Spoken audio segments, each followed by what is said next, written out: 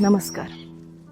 पिक्चरमध्ये पाहिलंय सगळ्यांनी. खरी वेश ही आहे. हा आहे बहादूरगड उर्फ आता झाला धर्मवीरगड. पेडगावमध्ये आहे, श्रीगोंदा तालुक्यात. ह्या गडाचं तसं पहा, मी पिक्चरचं आता आभार मानेल, कारण त्यानिमित्ताने हा गड किंवा ही जागा लोकांना आता कळेल.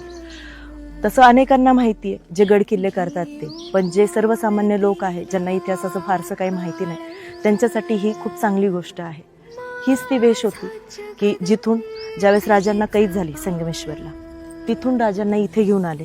ह्याच तो दरवाजा. आणि इथे तुम्ही सगळे पाहू शकता, इथे राजांची, मी पुढे जाऊन तुम्हाला दाखवते, शिळा आहे.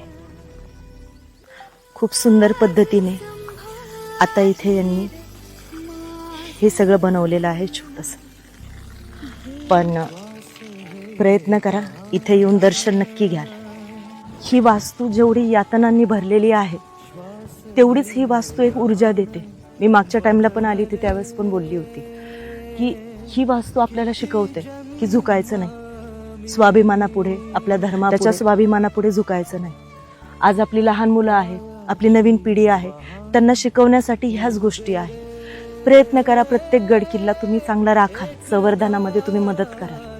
आज ह्या वास्तू आहेत, जर आज यांना व्यवस्थितरित्या आपण पाहिलं नाही ना, तर नवीन पिढीसाठी ह्या राहणार पण नाही. सगळ्यांना मी आवाहन करते, होईल तेवढं गड संवर्धन कार्याला मदत करा. दर टाइमला शासनावरती ढकलून गोष्टी चालत नाही, थोडा आपण पण हातभार लावला पाहिजे. आजसाठी एवढंच. जय जिजाऊ, जय शिवशंभू. Download ShareChat.